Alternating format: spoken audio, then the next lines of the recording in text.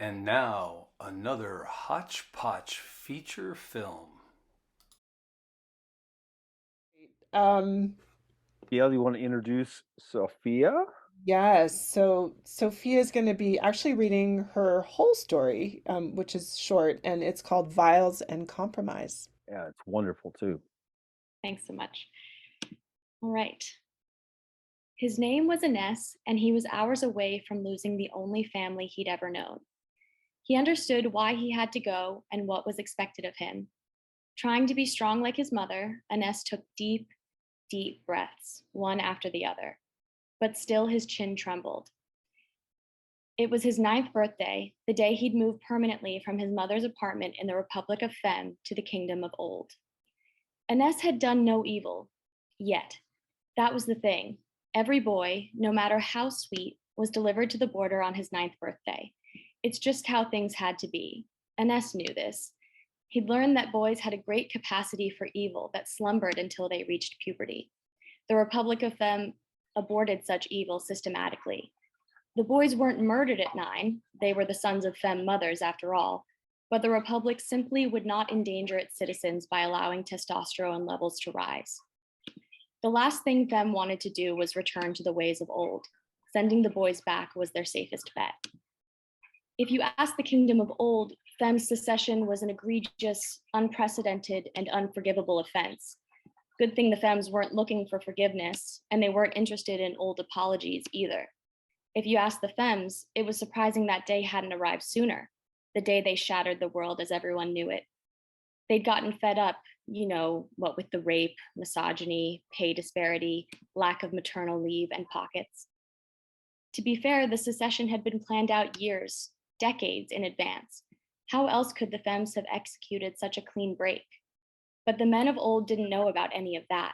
They simply woke up on the morning of May 14th, 2074, to find 93% of their women gone. The Fems had left in the night, with their bodies and their babies and their patience and their cunning, no longer willing to wait around to be compensated for their labors. They'd already waited centuries, and their lives were still fodder in the hands of men. The Fems had moved, as one, in the long night to the unclaimed Southlands. There they instituted their nation and sent back terms to the kingdom. The men of old, scrambling like roaches, quickly realized they had no leverage. They tried ransoming the women who remained in the kingdom. To this, the Fems laughed. Each woman was free to choose the life they wanted, they responded, and now we leave them to that choice. The kingdom threatened military action, but what good would that do? If they wiped out the women of the world, they'd condemn the human race to oblivion. Plus, Fem was surprisingly well fortified. Eventually, they begged the women to return, but the Fems had steeled their hearts. And so Fem's terms, each and every one of them, were grudgingly accepted. The two nations established trade routes for goods and services. Of paramount importance was determining a new reproductive order. The semen trade served not only to keep humanity afloat, but to deliver the men of old a modicum of the humiliation that the Fems had endured over the ages. The kingdom was shortchanged when it came to breeding, that was no secret. The men of old barely had any fun ejaculating anymore, considering it was into Fem branded vials, and after that, they had no clue whether their efforts had blossomed into new life. If a citizen of Fem gave birth to a daughter, that daughter was celebrated and welcomed into the Republic with open arms. Her sire would never meet her. On the other hand, if a mother gave birth to a son, she took advantage of his early years to teach him to be better than his forefathers. Once it was time, he was passed reluctantly back to the kingdom. Now Ines stood in front of his mother and little sister, Nova, at the border. The Office of Relocation was in front of them. Once he stepped through those wooden doors, they'd be lost to him forever. Ines, his mother squatted down to look him in the eye.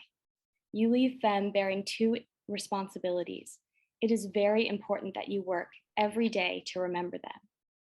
Ines gulped and met his mother's gaze, resisting the urge to reach out and stroke her hair one last time. The onus has always been on the men of old to rectify the wrongs of your sex. We are sending you back to protect ourselves, yes, Ines's mother continued, but we are also delivering you to the kingdom in the hope that you will help them see the light. Your mission is to bring the men of old to their senses. Drive them away from barbarism by your example. If the kingdom and the republic never meld together again, then so be it. The femmes will survive, but it is you who represents another path. She took both his hands in hers, squeezing. You are my strong boy. I know you will do right by your mother and by femme. You will not rape. You will not murder. You will speak to all women with respect. Ines looked at Nova, who was sucking her thumb and staring down at her pink dress. Maybe if he succeeded, he'd be able to see her again someday. I understand, Mama. At his words, Ines's mother pulled him into a tight embrace. Your second responsibility is to remember that your sister and I love you. We will never stop, she whispered, the words choking in her throat. Ines entered the Office of Relocation. Thank you. Thank you, Sophia. So great. I love that story. Those are just wonderful. Thank you so much for everybody for making time. Next, we're going to hear a little bit from James Gilmore, who is our guest artist. And James, you can talk about whatever you want. But I was thinking maybe since we're going to hear in the interview, we hear a lot about the project that the photos are from. Maybe you can talk about something else that you're working on right now, if you want, or you can just talk about whatever you want. Yeah, it's a little tough to talk about a project that you're just ruminating on, but that's, I think, why Felicia's story resonated so much with me, and this artist De La Viega, is that I'm really interested in, there's a Japanese concept of what's called bokeh, B-O-K-E-H, and maybe you've heard that if you're in photography, but it's the quality of what's out of focus in a photograph. And I'm kind of really grappling with trying to initiate a new project that is non-narrative.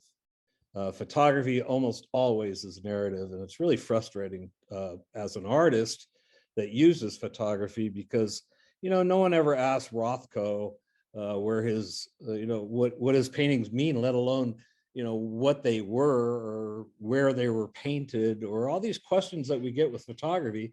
And, not everyone knows how to paint, but everybody knows how to take a picture. So it's kind of strange to talk about, but I think, once again, that's why Felicia's story really resonated with me. It's exactly what I've been trying to work on and trying to even research. One of the things I stumbled across was something that's a new kind of trend among photographers into, it's almost like with food, the slow food movement. There's a slow photography movement that is into what's considered contemplative photography. But the results of it are so kind of banal, and they kind of assume so much that the only type of contemplative photography are these peaceful scenes of, when I'm in a contemplative state, sometimes I'm in a peaceful place, but not always. And I don't think any of us are always in this happy place when we're meditating, So I'm trying to kind of figure out a way to, I've done a couple of successful images that are non-narrative that I'm really excited about, and I think that's where I'm going to go with it. So yeah, that's what's happening with me. It's great. Thank you, James. Yes. And the images that you shared with us are magnificent. I feel really honored that you said yes to being our first featured artist in Well, issue. thank you. I have very few friends that are actually photographers. A lot of my friends have been writers, actors, in other forms of art, mainly performing artists, and I tend to be more comfortable with them. So when I'm asked to be in a writer's journal, I'm always honored and excited about it. So it was kind of a no-brainer when Marco asked me. Thank you, Marco. Very respect. So happy you were able to do it, man. Right on.